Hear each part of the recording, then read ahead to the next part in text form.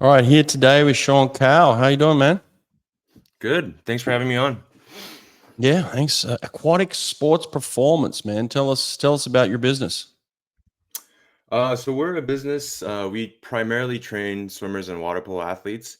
We have a handful of like volleyball, baseball, other athletes, Hmm. but Hmm. our primary. Oh, Yeah, I'm still there. Keep going. oh, you're still here. Okay. Our primary focus is aquatic sports, so swimmers and water polo players. I myself swam my basically my whole life. Started swimming when I was 5, so I've been doing this for 25 years now. And did the whole club swimming thing here in California. Swam at a club called Fullerton Aquatic Sports Team, Fast, and then swam in college at Arizona State. Um, did that for 4 years. My senior year was actually Bob's first year, and Mm. so brought along, Keenan Robinson, obviously MP, and those guys. And I asked Keenan, I was like, "Hey, can I do an internship under you my senior year?" And he was kind enough to say yes. And I learned a lot from him. Basically, got to watch that entire pro group prepare for the Rio Olympics. And I was also interning for Arizona State Sports Performance, so I was working with, their wrestling team, basketball team, football, cross country. So got to see a lot of different aspects from the sports performance side. Um, and then when I graduated, I got my degree in exercise science, and then I graduated did my undergrad. Went to grad school at Arizona State.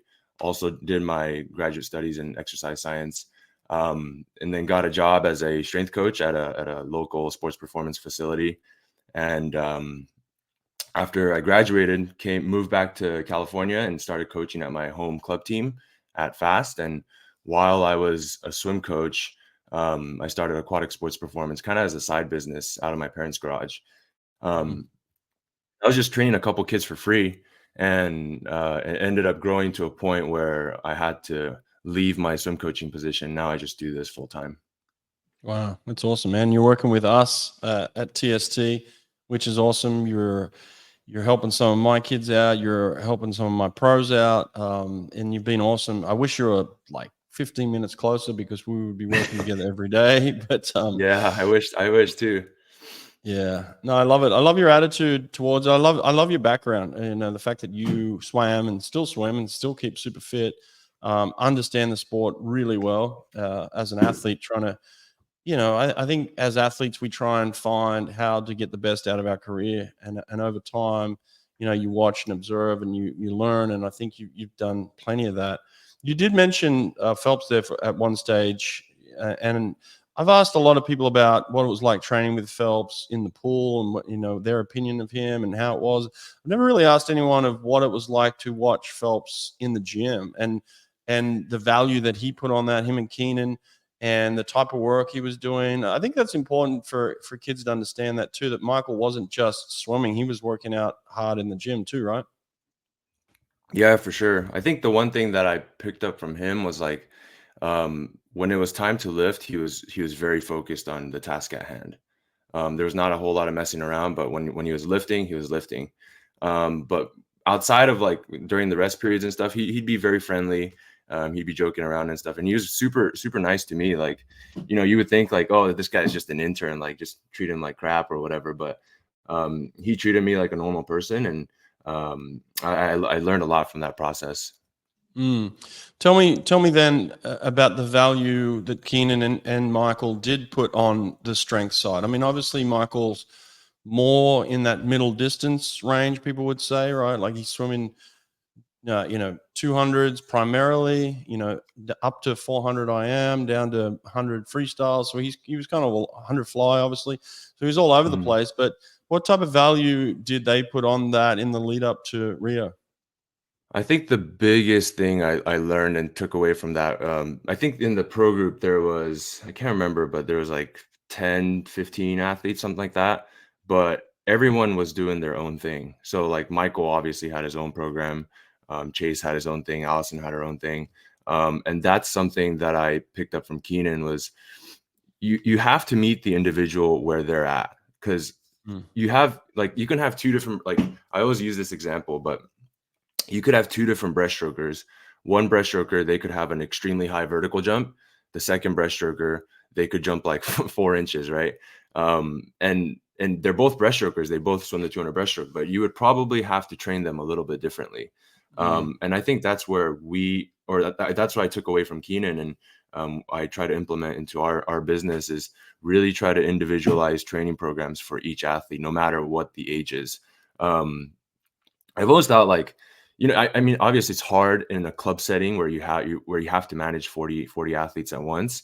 But I think that's the cool part of our business model, is we can provide that, extremely high level of service and value to our normal everyday club athlete. So like our 12-year-old is doing a program that's specific for a 12-year-old, our 19-year-olds, when they come back from college, they're able to train at the same time as a 13-year-old athlete, but they're doing completely different things, because that it wouldn't make sense for them to do the same thing, Yeah, yeah.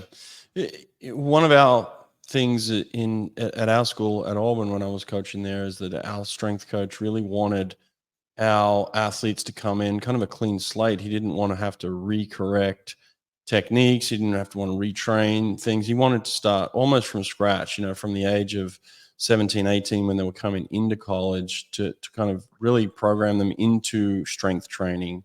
That has obviously shifted now. There's people doing strength training at younger ages with high quality people like yourself. So tell me, what is the progression these days? When do kids start strength training, and what does that look like at what ages?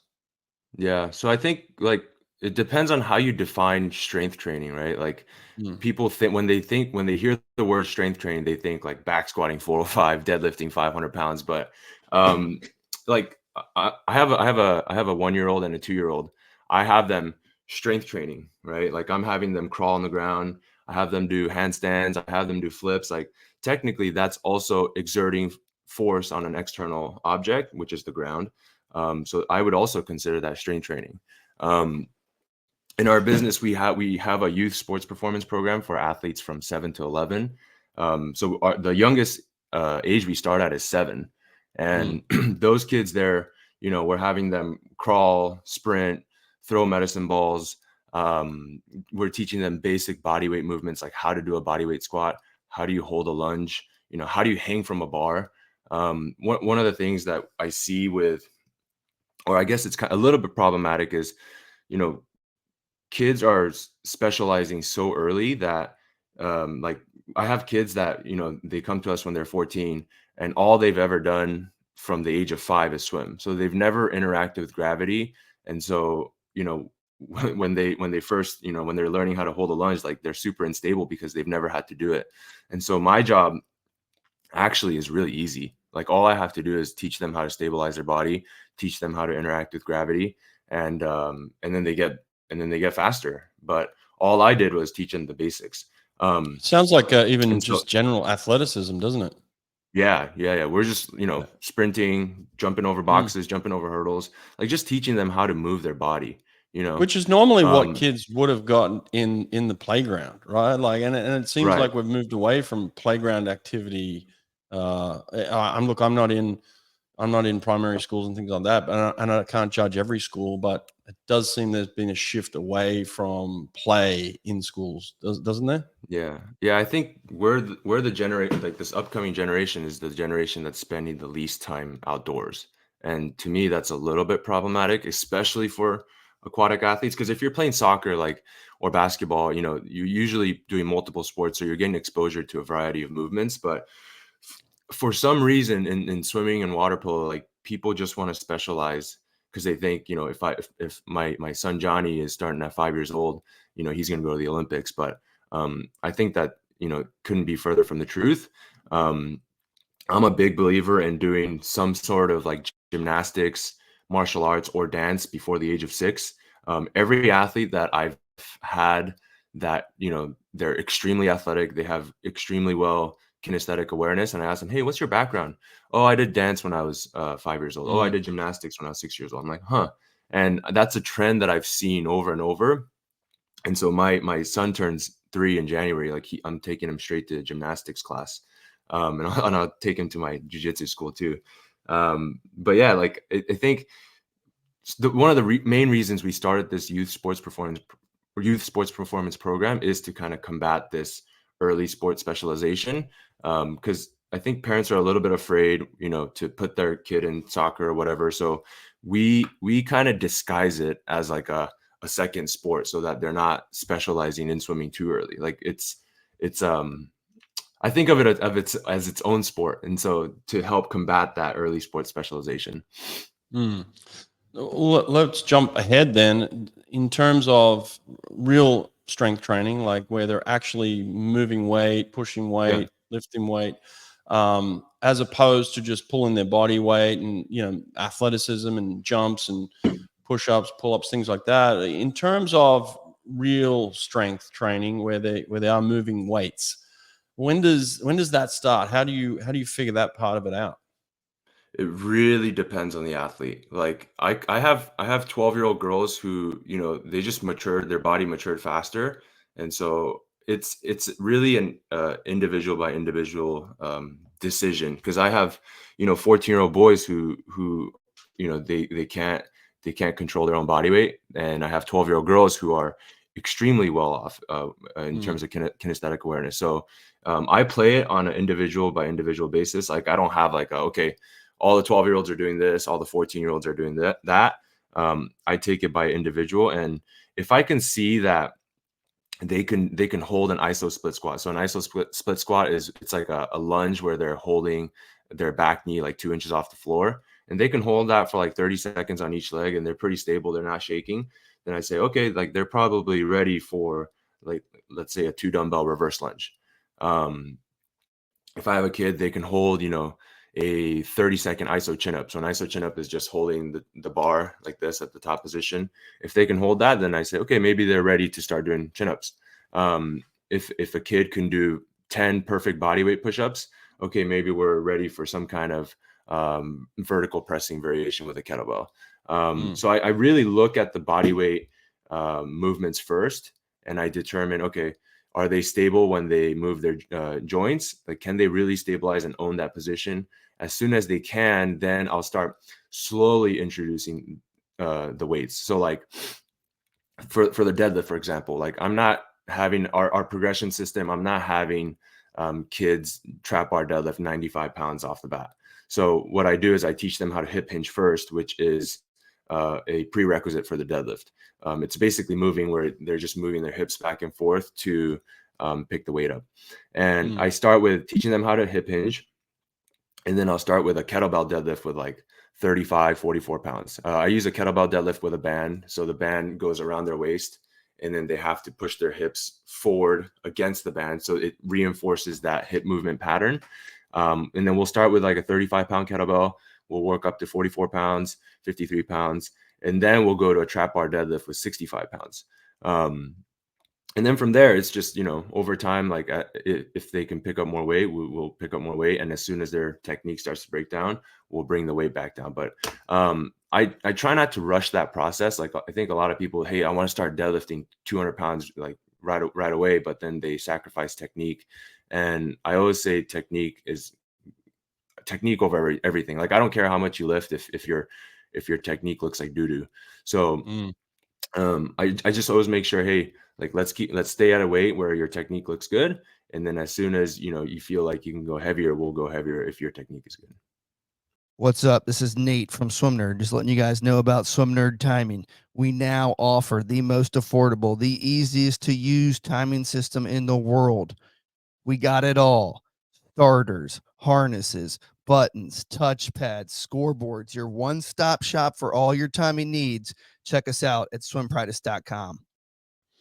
How much of the conditioning part comes into this? We've always lobbed or put together the strength and conditioning. That's what we call it, right? So like the strength side is what it is, and then there's certain conditioning. What does conditioning look like outside of the pool, and how do you match that up with what they're doing in the pool?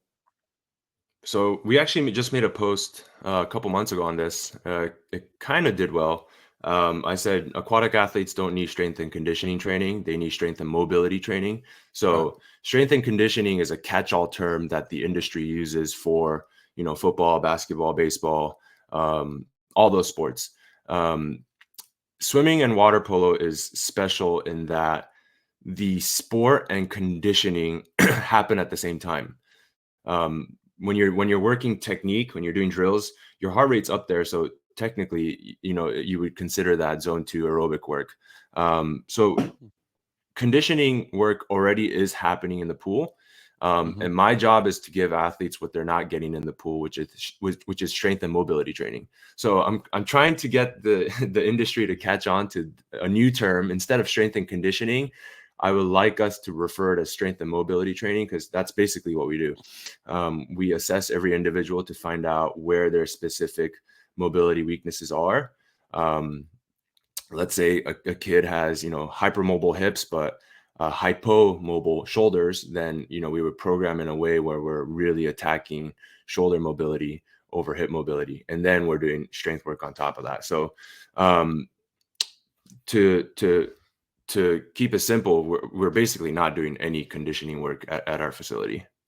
Okay, that makes sense. Yeah, I was going to ask unless there's some special reason, they just got surgery or something and they can't be in the pool, or they got an ear infection or something and they can't get in the pool, then I'll consider some conditioning work.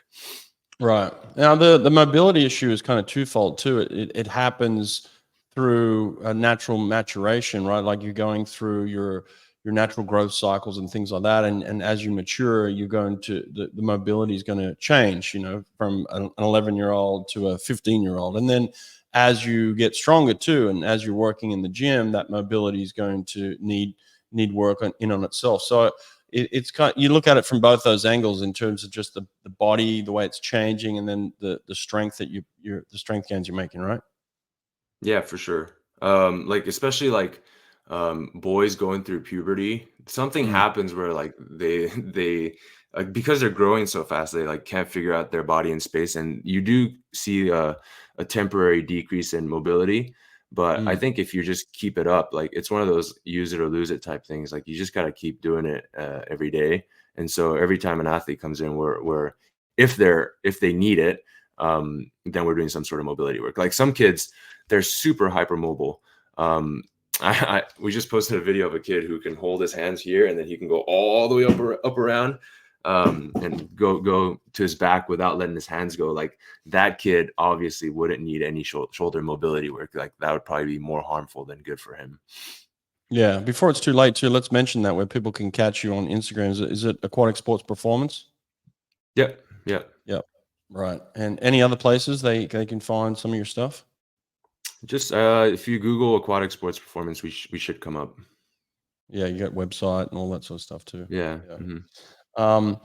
One of the things that I had to deal with as a kid was the fact that I was a late maturer, right? And it frustrated the hell out of me, right? I just wasn't growing. I couldn't put on weight. I struggled to keep weight on my body. My metabolism was super fast. I was really skinny, just wasn't strong, probably wasn't very mobile at the time. Didn't know much about mobility anyway.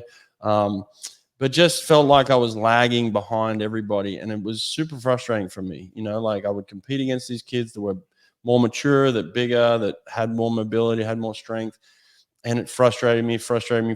And then eventually I hit this growth spurt and I thought to myself, oh, wow, that's what it feels like. It's going to even out. Now I'm going to catch people. And what I noticed at first is the way that I felt about myself, then they started to feel like that about themselves because they saw me going through this growth spurt, me getting faster. They were kind of plateauing out. So it kind of evened itself out after a while. And it almost had a psychological advantage over some people because they had matured a little bit early. So I'm sure you deal with this all the time, right? Yeah, I always tell the kids who are always telling, comparing themselves to the other athletes, is comparison is a thief of joy, and I also think it's a little bit of a tragedy that a lot of athletes, they don't really reach their potential because, you have to make a decision, at least in the US, when you're 17, 18, you either go on to compete in college or you quit because you're not good enough. But I think we're missing a lot of talent of kids who are going to do well when they're 23, 24. But they're just like you, they weren't there yet at 17, 18. And so our slogan is pursue potential. And that's something I believe like deep in my bones. Cause like I'm doing it too. Like I'm 30 years old now. Like I'm still training pretty hard. I want to see, like, I don't want to get to 85 years old and wonder like, could I have gone 19 in the 50 free? I'm 20.2 right now. I want to go 19. Um, but like, I don't want to be 85 and be like, like, could I have done it? I don't know. So like, I believe, not everyone is going to go compete at the Olympics. Not everyone's going to go to world championships. But I think everyone has the right to pursue their potential. And that's why we made that our slogan. And yeah, I feel like even if you don't swim in college, I think if you really enjoy the sport, you can still, there's a lot of schools where you can go on to do club swimming, or they have college club teams. Like there are still a lot of options where you can compete, even after your high school years. So I would encourage a lot of athletes, like if you weren't fast enough your senior year of high school, and you were kind of forced to quit swimming, like find a way to continue swimming. Like I'm sure you can find a local masters team. You can, find a local club team. They'll probably take you in, because like, especially for boys, like we don't really reach our peak until we're, I don't know, 25, 27, 28, something like that. Like I went best times when I was 26, 27. We just filmed a vlog with a masters athlete, and Mario Marshall, and he was telling us he went all his best times when he was 35. And I was like, Right. whoa, that Yeah. really pushes the envelope Mm-hmm. on what we thought was possible. And obviously Anthony Irvin winning that gold medal when he was 35. The Brazilian butterflyer, he's setting world records at 41 or whatever, right? Yeah, So right. I think we really gotta, there's still a lot of untapped potential, left to pursue for all these high school athletes. Yeah. Well, what about you then? You talk about 20.2 and wanting to go 19. Tell us what you're doing for yourself and how you're trying to get there. I mean, you're talking 2 tenths. It seems easy, right? But it's a long way, and it's a lot. So, what are some of the things you're doing for yourself? Well, I'm coming to train with you.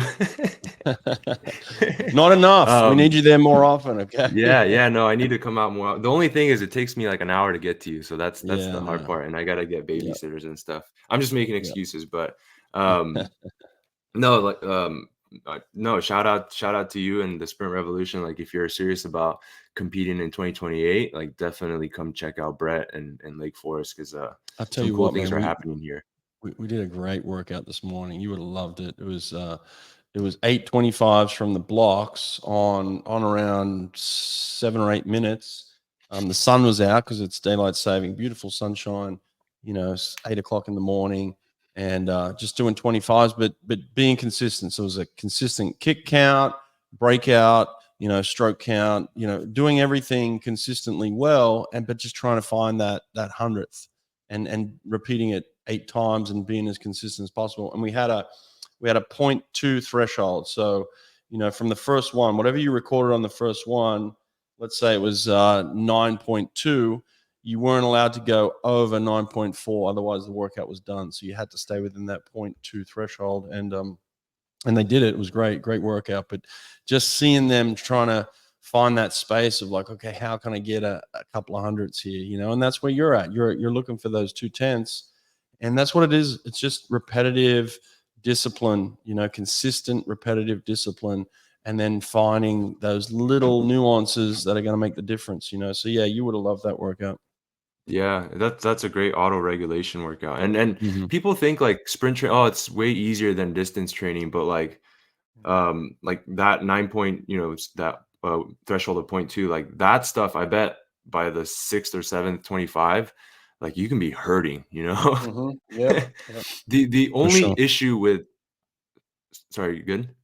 No, I was going to say for sure. Yeah, Oh, look. yeah, We talk about distance swimmers holding pace, and that's what sprinters do. It's just holding pace. It's just yeah, that you're yeah. holding a top speed. That's all. So Right. Yeah, you need a lot of rest to do. The only issue I see with that kind of training is you have to be able to truly recruit your nervous system to make it mm, effective. right. Um, like I think 12-year-old athletes, like they could benefit from that and they could learn how to maximally recruit their nervous system. But I don't think it'll be as potent for them as it is for, a 25 or 30-year-old male. Like, Yeah. I can make myself throw up after 250s, Right. Right. because I just know how to maximally recruit my nervous system. But, We came close to with that 12, on 13 Friday year, when we did that 50 I kick came for pretty time. close. I was telling you before the podcast, we did a 50 kick for time, and I kicked yesterday, and my legs are still shot a little bit. Long But I course. think that's It was because, long yeah, course. just if you can maximally recruit, you need a little bit more recovery time too. I think Charlie Francis, Ben Johnson's coach Yeah. in track and field, I think he said like they only do one like really hard sprint workout like every like 7 to 10 days or something, because Ben needed that much recovery time between each maximal effort, and in between they just did drills and lighter aerobic stuff and that kind of thing. Right. Right. Yeah. Which is what we do too. And I think that gets overlooked sometimes. A lot of people think it's just about speed work. That we don't. It's this, the speed work truly is about 30% of what we do. A lot of it is light recovery swimming. It is drilling. It is skill work. We do a lot of skill work. And then we do a lot of resisted speed too. So it's not at full pace all the time. Some of the resisted speed is at different percentages. We might be doing something at 60%, 80%, 90%, 95, and then 100 max speed. So there are different paces that go with that as well. But what we do cut out with pure sprinters, and I think that's changing in swimming as well now. You've got guys like you who are just trying to get faster at the 50, and trying to get a certain time in one event. And then there's the NCAA athletes who are going to swim 12 events in prelims finals in 3 days, and they're going to sprint over a 3-day period, and they're going to swim multiple strokes, multiple events, and they need that. So there's different ways to look at sprinting and what you're actually trying to get out of it as well. So there's different ways to come at it. There's that pure just trying to find max speed, and then there's that endurance speed that you want to be able to sustain and recover from. So yeah, there's many different ways to look at speed training, and I'm really fascinated with it right now. I'm actually headed out today after we finish this podcast here. I'm headed out to Finland to talk to 40 of the top coaches in Finland and do a presentation on speed. And what I love about where we're at now in the world of swimming is that people are really trying to study speed. It's not just a matter of, I'm going to throw some fast swims at the end of a practice and that's my speed training. People are really trying to study it harder now and understand it. And I like that. They're valuing it. That's the word I was looking for. Like they're valuing speed now as much as they would endurance training in the past. So I love that aspect of it. Yeah. Yeah, the gold medal weighs the same regardless of event. Right. Yeah. Still gold I've too. always thought that. Yeah. But It's yeah, I funny. want to the technique element is, I think, super important. I just want to touch on really quick because I did that one practice with you, and we were working on that 50 stroke, where I think my fault is when I do the 50 stroke and when I'm practicing it slowly, I spend a little bit too much time with my hand up here.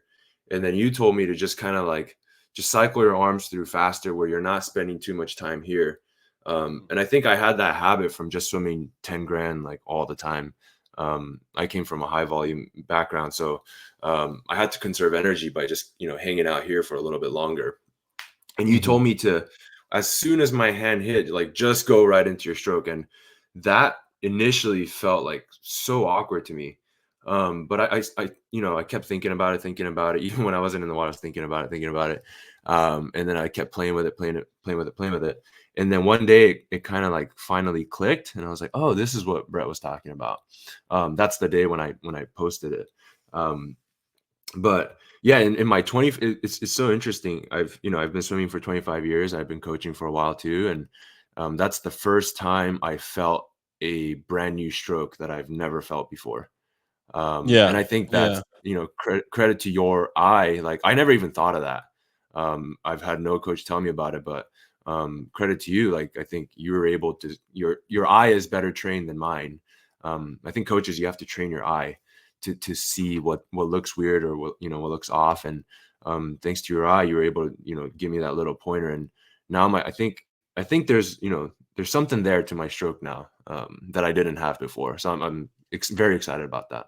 It's interesting, yeah, you say that, because I do take it for granted sometimes. I do understand how I've trained my eye, and when I think back to my history of coaching and the people that were mentoring me and the athletes I got to work with, I understand. I remember how I felt back then. I couldn't see things as clearly as I see them now. And sometimes I look at other people, I'm like, you can't see that, and I'm thinking to myself, well, then I remember I've trained myself to think, to see these things. But they're very, very clear to me now. Like I can see little nuances that other people can't see, and I can help people try and get that understanding. But it does take time too. Even with the adjustment of me telling you how to do it and what I'm looking for, people still have to, like you said, it has to be that moment where it clicks for you. You're like, oh, that's what he's talking about, right? And so there is that. But it is, I always look at freestyle swimming now and speed swimming as you're coming from. It's almost like a triathlon, right? Like you're coming from the swim to the run, and there's a transition in there, and I call that the rest stop, right? Like from the swim to run, you're still doing a triathlon, but there's a moment in there, there's a little rest stop, because you're transitioning out of your wetsuit into your running shoes. And that's what I call the rest spot in freestyle. It's like people are looking for that length, and they get that length out in front, and then the hand just pauses, and they wait to catch up, and they come over the top, and then it's like there's this transition period, and then they go again. And that's what I see is like this rest stop in freestyle. And what you can't have in full blown speed swimming is any rest points. Like it's got to be connection to connection to connection to connection. Like you're always holding and moving and pulling water and shifting it, and just it is a little less efficient, right, than like gliding and running that line. But yeah, that's the biggest challenge really I awkward. see. Mm-hmm. At the beginning, I was like, whoa, this is really awkward. Like I don't feel stable. Like I don't have my anchor point. Like I just feel like I'm like falling almost. Right. But I think it just takes repetition to get used to. And it's funny, like after we talked about that and I watched swimming videos, like you posted that video of Fred this morning. Every time I watch an elite sprinter, like I see that now. I never saw it in my life. And now when I watch swimming, I'm like, oh, like that's what they're doing. Like that's why they can go so fast. Yeah. It's interesting when you catch on to it. You're like, oh, that's it, right? Yeah, it makes a lot of sense. Welcome to the Sprint Revolution School. This is the culmination of my life's work. Everything I've learned coaching some of the world's elite athletes, including Cesar Cielo, Fred Busquet, Bruno Fratis, and leading my Auburn team to the NCAA championship in 2009 alongside the legend Richard Quick. Now all of that knowledge is available to you. Our program is structured into easy-to-follow, interactive modules designed to take you from where you are today to becoming the fastest swimmer you've ever been. Check out the link in the description or simply search The Sprint Revolution on school.com to get started. Yeah, so that's cool. In terms of the business right now, you're in a position where you're renting some space. Do you ultimately want to have your own gym, you think? Yeah, that's the goal. We had that goal last year. I talked to 85 different commercial buildings, all warehouse, flex style buildings, and they all told me no. We got a couple yeses from retail spaces, but it's anywhere from like $3 to $6 per square feet, and that would just kill our margin. So we kind of put it on the back burner for now, but it's still definitely a goal for us in the future. So if there are any commercial real estate brokers out there listening to this and they want to help us out, find a property, I would greatly appreciate it.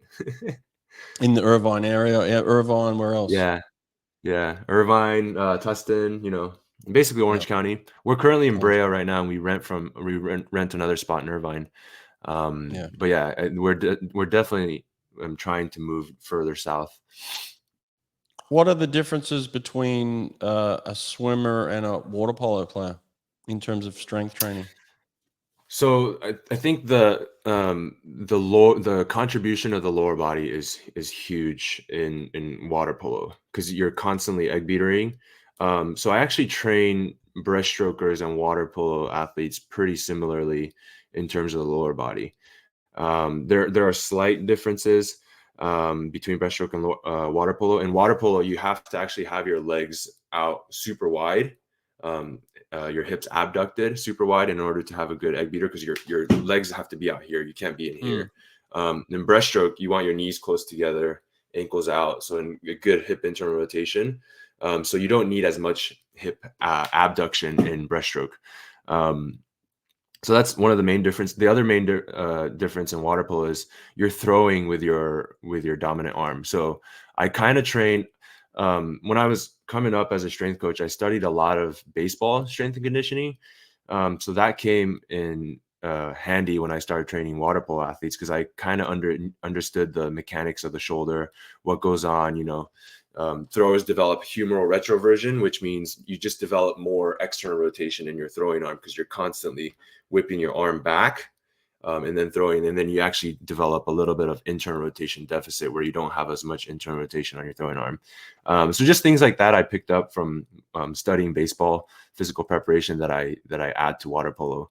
But besides that, really, there's not a whole lot of difference between swimming and water polo. The main thing that we try to do with all of our athletes is just make them a better athlete first, which in turn increases the probability that they will improve in their sport. Like I think it's kind of a hoax when strength coaches are like, I can guarantee you a best time, we can't guarantee that. All we do is like, we just improve the probability that you'll go a best time. I can't guarantee you will go a best time, Sure. Yeah. I mean, there's the physical and then there's the mental aspect of it too. I can't Right. guarantee that you're going to go a best time, and I'm going to spend more time with you in the water than you're certainly going to spend with them. And I still can't guarantee that because you Right. see multiple people who are great in practice and then they get to meet day and they get all up inside their head and everything just falls apart. So there's a whole nother level to it that you can't control either. But are you in the camp of strength trainers who believe in specific movements outside of the pool that are going to mimic movements in the pool, or are you on the opposite side of that? I don't like to be in camps. I kind of like to be in the middle. Nice. So I think there are specific situations in where quote unquote sport specific movements that visually replicate the sport can be useful. There are a couple principles to follow though. I think number one, first and foremost, when you visually replicate the sport, you have to make sure you're mimicking the angles of pull. So whatever movement you're mimicking, like it has to be in the same line of pull. Because sometimes, I see people posting like they're holding like a 5-pound plate and then they're like mimicking the butterfly stroke, but gravity acts down and you're having your arm go this way. In the water, you're trying to pull water back. So the line of pull is not the same. The other thing is, as strength coaches, one of our primary job is to reduce the risk of injury. And we talk about overuse injury all the time. And if we're trying to mimic if you're trying to visually replicate the sport outside of water, then we're only making that overuse injury worse. So I actually try to do a lot of the opposite movement. For example, swimming is an internal rotation sport where propulsion comes from internally rotating the humerus. And so when we train on land, I try to do a lot of external rotation, which is the opposite movement, because we don't get to train external rotation too much in the water. And you actually see like kids who have been swimming all their life, they'll be missing external rotation. So earlier we were talking about baseball players, they have extreme external rotation in their throwing arm. So they'll have like 140 degrees of external rotation. Kids who have been swimming all their life, like I've seen like 90 to 100 degrees of external rotation. And I think that can be an issue, especially in terms of mobility, like trying to get into a streamlined position, which is shoulder flexion, and you're missing humeral external rotation. It's a little bit harder to get in good positions if you're missing that range. Okay, interesting. Yeah, there's so much that goes into it, so much detail, and that's why I love working with specialist like you who understands it. Look, I've been doing strength and conditioning. Let's just say strength for years and years. Did it myself. Did it at Auburn. Had some of the best strength coaches. Understand it, but I don't know it like you. And I love to put my trust in people who really study it and understand it and get it and just are good at it too, frankly. And you're one of those guys that I completely trust. So I prefer to work with a specialist. So I don't like running my own dryland program. I keep it very, very basic in terms of just like I'll have a pull-up bar and I'll say, all right, let's do 10 pull-ups, you know, type of thing, just for general strength. So that's how I am. But in terms of some of the top swimming exercises that you know that you feel like are just staples, like what are the couple that you really love? Probably chin-ups, pull-ups. Yeah. Any kind of vertical pulling, which is, you know, bringing the arm from a extended position overhead to the midline, that'd be categorized or defined as vertical pulling. Is I there a love vertical particular pulling technique with a pull-up that, like, when you're talking technique, what are you looking for with a pull-up? So we test pull-ups, but we train chin-ups. And so chin-ups are What's the difference basically where between the you're, two? Yeah. so pull-up, your hand is pronated this way, and then Okay. chin-ups, your hand is supinated this way. Mhm. And the reason I like to train chin-ups is because the lats are an internal rotator. So meaning the lats help you do this, bring your arm this way. And so to maximally stretch the lat, you want to externally rotate your hand. And also when you externally rotate your hand overhead, you clear a little bit of subacromial space. So like when you're internally rotated overhead, you actually close your subacromial space, and that's where you get into impingement issues and stuff. So I like to externally rotate, one, to make it less swimming specific, two, to open up the subacromial space a little bit more, and then three, to maximally stretch the lat. In terms of technique, one of the important things is trying to maximally engage the lat. A lot of people, when they do it, I don't know if you can see, but they'll come up and then they'll do this where their scapula goes into anterior tilt, and they're just cranking on the bicep and the biceps tendon a bunch. And that you start loading the bicep a little bit more, not the back as much. So when we do it, we try to kind of coach it where we're opening up the chest a little bit more when they come to the top, so that we're really hitting their lats. It's a little bit hard to coach it, but once you get it down, you know, you can feel the difference when you do it where you're engaging the lat and you're not. Yeah. I love that exercise. What's another one? Oh, I would say, so I love all kinds of upper body vertical pulling, horizontal pulling, but vertical pulling, generally speaking, there's a little bit higher risk for injury. And then there's, because of the overhead position, and it takes a little bit longer to recover from than horizontal pulling variations. And so in terms of volume, I try to program a little bit more horizontal pulling variations than vertical pulling, just because I want the athletes to be, when they go to practice, when they go see you, I can't have them so sore in their upper body that they can't swim the workout, because the most important thing is that they're able to swim the workout. So it's not that we don't do vertical pulling variations. I just use it carefully. And I try to use more horizontal pulling variations. So another variation would be all kinds of horizontal pulling variations. I love a TRX inverted row, whether with bent knee or feet elevated. I love that variation. I love seal rows. So seal rows are where you lay flat on a bench with your chest on the bench and you're facing down, and then you pick up basically a barbell off the floor. I know Manadu, he's posted a bunch about that movement. I love that movement because you can make it where you completely remove the eccentric phase, meaning you can pull it, which is the concentric phase, which is the up phase, and then you can just drop the weight on the way down. And in terms of exercise selection, the eccentric phase is more damaging than the concentric phase. So the eccentric phase, basically the down phase of any exercise, the lengthening of muscle actually makes you more sore and damages the muscle greater than the concentric phase. So it's just a tool in the toolbox, but the seal row, you can get a high stimulus from pulling up heavy weight concentrically without all the damage. Obviously there's a time and place for eccentric training. Like I like to do it in August when kids finish up their championship meets and we have, they're kind of in the off season. I'll throw in a bunch of eccentric training there, but like right now in November, we got Kevin Perry coming up this week. And then we got our championship meets in December. So I kind of try to stay away from the eccentric heavy stuff, but yeah, it's just a tool in the toolbox where you can figure out, you can basically change up your exercise selection based on what you need.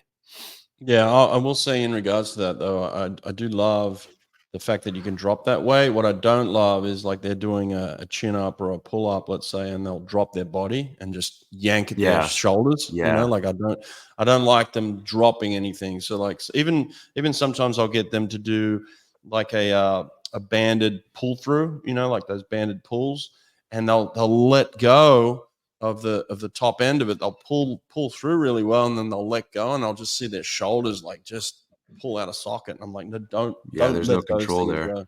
Yeah. Yeah. I try to be careful, especially with the kids when they're doing pull-ups. If they can't control it, I'll try to give them another variation, Yeah. Control is important. Remember. What about leg strengthening? Because that's biggest muscle group in our body. So what's the best forms of leg strengthening? So I train my breaststrokers different from butterfly, backstroke, and freestylers. I should also preface by saying it depends on how old you are. So like, this is kind of a interesting topic. So I don't love squatting my butterfly, backstroke, and freestylers because one, there's something called stimulus to fatigue ratio. I think the stimulus to fatigue ratio, once you reach a certain level of strength, that doesn't make the back squat worth the juice is not worth the squeeze, in my opinion. Because when you're flutter kicking, your knees don't bend to 90 degrees unless you're doing breaststroke. That's why I say I train my breaststrokers a little bit differently. Your knees are pretty much straight like this when you're flutter kicking. And so yes, we'll train lower body, especially if you're like, you're 14 and you can't even squat your body weight, then the juice is probably worth the squeeze. But I'm not sure when it is, but there's probably a certain point where squatting ass to grass, once you're 18 or 19 or whatever, and you swim freestyle, I don't think the juice is worth the squeeze there. So like myself personally, I don't really squat too much. I do a lot of deadlifts because the knee angle is a little bit different, but I don't love squatting that much because it is a very fatiguing movement in terms of the central nervous system. And I do think there's some benefit there in terms of increasing your vertical jump and stuff, but there are other methods that I think you can use to do that without fatiguing the system. So for those athletes, I actually really love training the hip flexors. So that's still lower body and it's kind of the core too. Training the hip flexors where the knees are fully extended. So L-sit variations on parallettes, or yesterday I posted a stability single leg body saw. That's where you're in a plank position where your feet are on a stability ball, one of those big yoga balls. You just put one leg on the ball and then you rock back and forth on it with one leg on the ball, kind of like this. So if the ball is here, you just kind of go like that. And it's a core exercise, but it's also a huge quad and hip flexor stimulus. And that, I guess you could say, is sport specific because you're visually replicating the sport, but you're doing it in a safe manner where you're not loading the joints in an awkward position. Yeah, I like that. Good stuff. Man, we could go on for hours in terms of different exercises and things like that, but I love the way you think about it. And is there something that you're looking at that you feel like is different than what people were doing 10 years ago? And like, where is strength and conditioning headed for swimming right now? Because it seems like there's more and more either clubs embracing it or certainly, kids embracing it at a younger age. So like, where do you think it's going over the next 10 years for swimming? I think it's going to a place where it's going to be way more hyper specialized and hyper individualized. I think where it used to be is we used to use it as a mental strength building tool, but I think we're starting to learn that that's not the most effective thing for building fast swimmers. All we're doing is causing fatigue and damage and injuries. We did a lot of that in college, and we were swimming crazy slow. Um, Herbie Boehm, who's the head coach at Arizona State right now, we were teammates my freshman year, and we were swimming, like 50 point at dual meets, and we're like, what the heck is going on? But we were doing some crazy dry land in the sake of, building mental toughness. And I think if anything, it ruined our mental toughness because we're swimming so slow. Right. But yeah, in terms of where the industry is going, I think we're going to start seeing a little bit more hyper individualization I hope, for each athlete. So I don't like to think of it as like sports specific training. I like to think of it as athlete specific training, because I think that's where you get the highest ROI in terms of your training effort and time. Yeah, I agree with that completely. And when I became more specialized, I got faster, and so it just makes a lot of sense that why would you wait to a point where you're almost at retirement to figure out specialization, like figure it out early, Yeah. man. So, yeah. The only hard part from a logistical standpoint is how do you do that in a club setting when you got 50 athletes? Like I totally understand that part. Right. That's why I think you might need different business models that allow you to do, allow you to be individualized. And that's kind of where our business model came into play, was like, there was no one doing, hyper individualized training. And so that's where we came in to try to provide value to the aquatic world. Yeah, good stuff, man. Well, I appreciate your time today. I know you're busy, you got to get on, but people listen, Sean's doing awesome work at Aquatic Sports Performance. A lot of really good information coming out that you guys post, so I love it. So definitely give him a follow. And then if there's anyone that wants to invest in helping him set up a permanent structure, definitely reach out. But mate, we're going to get you at the pool more. If you want to get 19, let's get at the pool more. All right, come over more often. Yeah. All right? Yeah. And if there are any pros or post grads out there serious about swimming in LA 2028, definitely check out Brett at El Toro High School in Lake Forest. Yeah, we're doing good stuff, and it's been a lot of fun growing it, so getting better. Appreciate your time, man. All right, take care. Thank you. Thanks for having me on. All right, later. You want to swim faster? You need Sprint Revolution resistance equipment. This isn't just gear, it's a game changer. Our propellers, power socks, stretch cords, parachutes, and paddles are all designed to build explosive speed and power in the water. If you're serious about taking your swim to the next level, you need the best resistance gear out there. Sprint Revolution, where speed is born.